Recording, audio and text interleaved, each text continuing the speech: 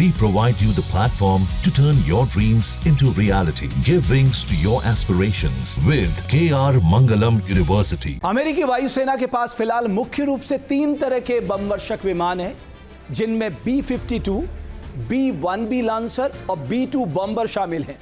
ये सभी लड़ाकू विमान पारंपरिक और परमाणु हथियारों को ले जाने में सक्षम हैं, लेकिन जहां तक B-21 रेडर का सवाल है, इसकी क्षमता बाकी लड़ाकू विमानों से कई गुना ज्यादा है। जाहिर है आपके मन में यह कौतूहल जग गया होगा कि अमेरिका का यह नया नवेला B-21 रेडर पहले के बम वर्षक विमानों से अलग कैसे है। आइए इसकी क्षमता पर एक नजर डालते हैं। B-21 में B-2 से भी ज्यादा एडवांस एरोडायनेमिक्स का इस्तेमाल किया गया है। B-21 रेडर में B-2 स्पिरिट से भी बेहतर इंजीनियरिंग का इस्तेमाल किया गया है। इसके कॉकपिट की विंडो के डिजाइन को नए सिरे से डेवलप किया गया है। B-21 रेडर को ओपन सिस्टम आर्किटेक्चर के साथ डिजाइन किया गया है, मतलब जरूरत पड़ी तो भविष्य में इसमें जब चाहो तब बदलाव किया जा सकता है, जबकि B-2 बॉम्बर में यह सुविधा उपलब्ध नहीं थी। B-2 बॉम्बर में एक बॉक्सी शुगर स्कूप एग्जॉस्ट है, जबकि B-21 रेडर के पिछले हिस्से में एक संकीर्ण 2D एग्जॉस्ट लगा हुआ है। इसके पंखों का फैलाव लगभग 140 फीट है, जो B-2 के 172 फीट के पंखों के फैलाव से काफी छोटा है।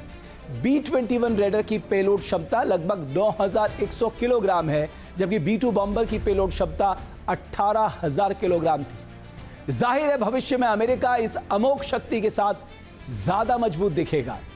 अमेरिका भले ही ईरान को परमाणु बम बनाने से रोक रहा हो, लेकिन उसने B-21 रेडर को खासकर इसलिए बनाया है ताकि अगर दुश्मन पर एटमी हमला भी करना हो तो बिना देरी किए वो अपने उद्देश्य को पूरा कर सकता है, फिर चाहे दुश्मन दुनिया के किसी भी कोने में छिपा क्यों ना हो। अमेरिका का मानना है कि चीन और रूस से मिल रही चुनौतियों से निपटने के लिए B-21 रेडर उसके लिए किसी ब्रह्मास्त्र से कम साबित नहीं होगा।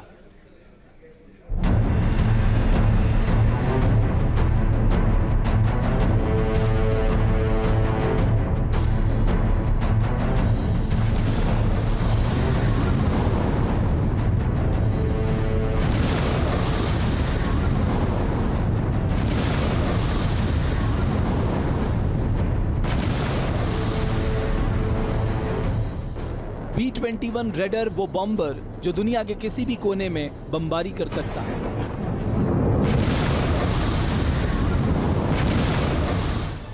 चाहे पारंपरिक हथियारों से हमला करना हो या परमाणु बम गिराना हो, B-21 रेडर को इसमें महारत हासिल हो। अमेरिका ने B-21 रेडर को भारी भरकम बमों, खासकर परमाणु बमों को दुश्मन के इलाके में गिराने के लिए बनाया है।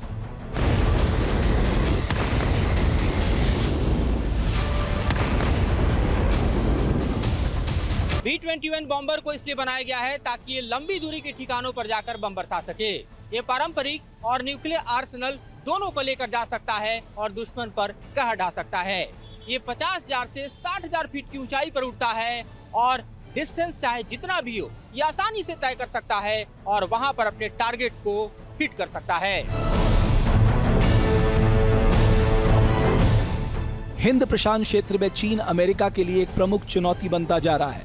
चीन की बढ़ती आर्थिक और सैन्य शक्ति क्षेत्र में अमेरिकी प्रभाव को चुनौती दे रही है। रूस भी अमेरिका के लिए एक प्रमुख चुनौती बना हुआ है। यूक्रेन के मामले पर रूस अमेरिका की बात नहीं मान रहा है। रूस ने सीरियाई गृह युद्ध में भी हस्तक्षेप किया है, जिससे अमेरिका और उसके सहयोगियों के लिए चिंता बढ़ गई है।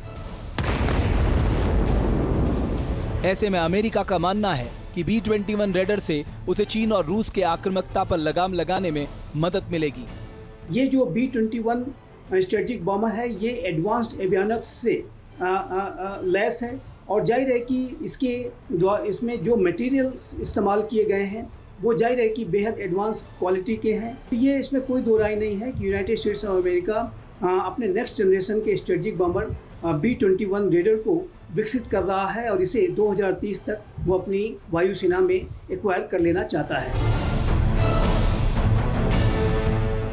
B-21 रेडर का निर्माण नॉर्थरॉप ग्रुमन कंपनी कर रही है और इसका निर्माण कैलिफोर्निया में हो रहा है। फिलहाल B-21 रेडर लो रेट इनिशियल प्रोडक्शन के चरण में है, यानी कम संख्या में फाइटर जेट बनाकर उसका परीक्षण किया जा रहा है। और जरूरत के हिसाब से उसे मॉडिफाई किया जा रहा है।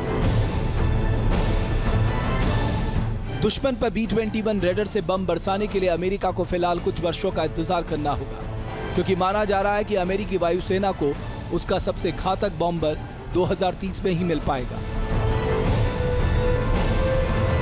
जहां भक्ति है हर शब्द में, कथाओं में छिपे हैं दिव्य रहस्य और ज्योतिष देता है जीवन को दिशा। धर्म से जुड़ी हर बातों को जानने के लिए हमारे चैनल स्तुति को सब्सक्राइब करें। चैनल पर जाने के लिए इस लिंक पर क्लिक करें।